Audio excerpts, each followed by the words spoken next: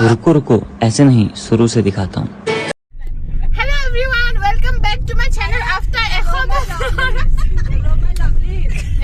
এইবিলাক অভদ্ৰ থাকিলে vlogging নহব guys.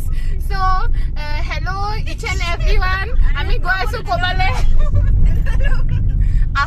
after cancelling so much international trips finally আমি ওচৰ চুবুৰীয়া trips এটা মাৰিব গৈ আছো. A few moments later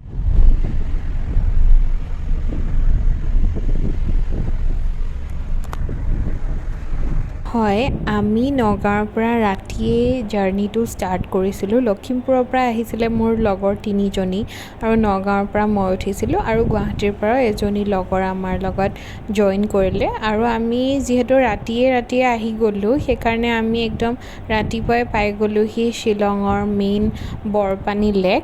আৰু ইয়াত দেখিছেনে ইমান বেছি কুঁৱলী, ৰাস্তাবোৰ খুবেই ভয় লগা আছিলে, কিন্তু মোৰ লগৰকেইজনীয়ে নাজানো ইমান ফূৰ্তি পাইছিলে, সিহঁতৰ বোলে খুব ভাল লাগিছে, কিন্তু মোৰ বহুত ভয় লাগিলে. তাৰপিছত ফাইনেলি আমি পাই গ'লোঁহি আমাৰ হোম ষ্টে. তাতে আমি চাহ পানী খাই ৰেডি হৈ ল'লোঁ. গাইজ আমি মেঘালয় অকল ফগ আৰু বৰষুণ চাব আহিছো.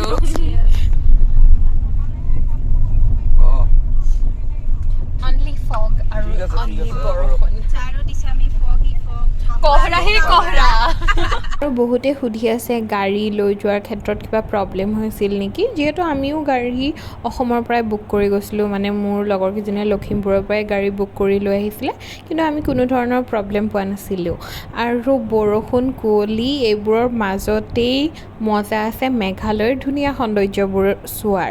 আৰু সেইকাৰণে আমি আহিলোঁ 7 Sister ৱাটাৰফল চাবলৈ, কিন্তু অলপ কুঁৱলীৰ কাৰণে অলপ টাইম ৰ'ব লাগিব বুলি ক'লে.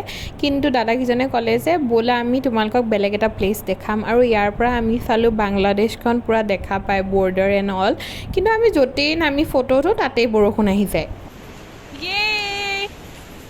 7 Sister ৱাটাৰফলটো আমি ভালকৈ দেখা নাপালোঁ, কিন্তু তাৰপিছত যিটো আমাক লোকেশ্যনলৈ দাদাকেইটাই লৈ আহিলে, লাইক ৱাও, ৱাটাৰফলত পানী ইমান কিন্তু মনচুনতহে পাব, বেলেগ দিনত আহিলে নাপায়. তাৰপিছত আমি এটা কেভলৈ আহিলোঁ, আৰু ইয়াত যিবিলাক বস্তু দেখিছে প্ৰাইচবোৰ সঁচাকৈ হাই হয়, মানে মোৰ একাউণ্ট বেলেঞ্চতকৈ অকাদৰ বাহিৰত আছিলে.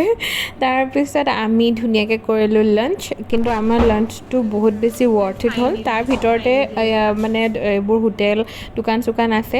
140ত আমি এগ কাৰী খালোঁ. আৰু এয়া হৈছে আমাৰ মৰমৰ পপি, তেওঁ একদম তামোল পাণ লৈ গৈছে আমাৰ একদম.